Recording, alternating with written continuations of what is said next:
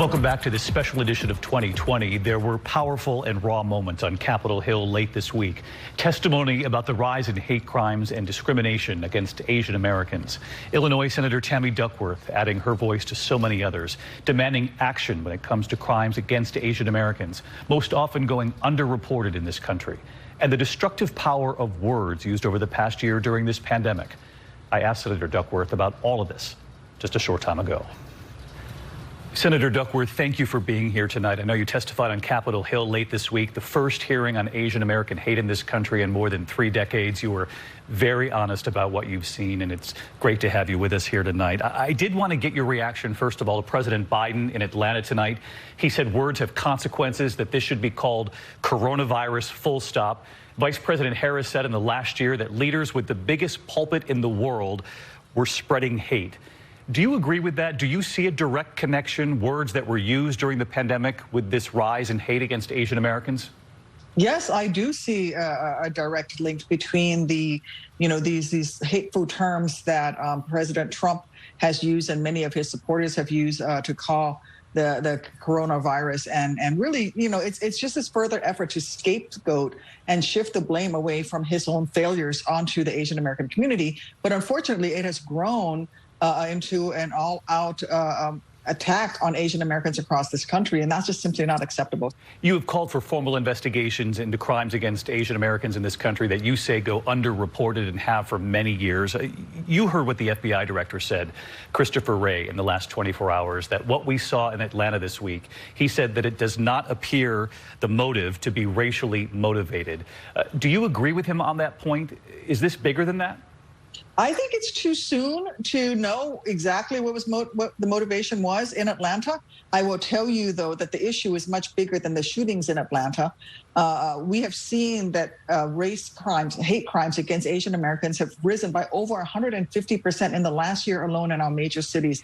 I wonder if you took note that we heard from both President Biden and Vice President Harris that whatever the motivation, they seem to put that right to the side today in addressing the American people, that this is bigger than that we must acknowledge that Asian Americans over the last year in particular, the president said, wake up in fear of verbal attacks. It talked about the attacks on Asian Americans, both verbally and that some have been physically attacked, have been killed, that this is real, and that regardless of what we've seen just this week in Atlanta, and however this is labeled by the local authorities ultimately, that we must have a bigger picture here about what's going on. Very much so. I think both the president and the vice president were right on point there to say that this is a bigger trend in the nation and that we have to stop it. And as leaders, we must make it clear that race crimes and hate crimes against AAPIs are not acceptable. They're not acceptable against anyone, but that there is a real problem here where an entire community of Americans have been targeted and scapegoated. And I think that's a key word there that the president used, scapegoating, because that's exactly what has happened to Asian Americans throughout our nation's history. I'm curious, Senator, we heard from that brave son here. He and his brother left without their mother, Hyun Jung Grant. His name is Randy. He penned a letter about his mom saying she is a single mother who dedicated her whole life to providing for my brother and I. She was one of my best friends, he said, and the strongest influence on who we are today. I'm curious, how do people watching who feel for that son, who feel for all of these families here, and who want the hate to stop, and are wondering at home tonight, what can I do as a lone American? What would you say to them? What I would say to them is stand up and speak out when you see instances of racism happening.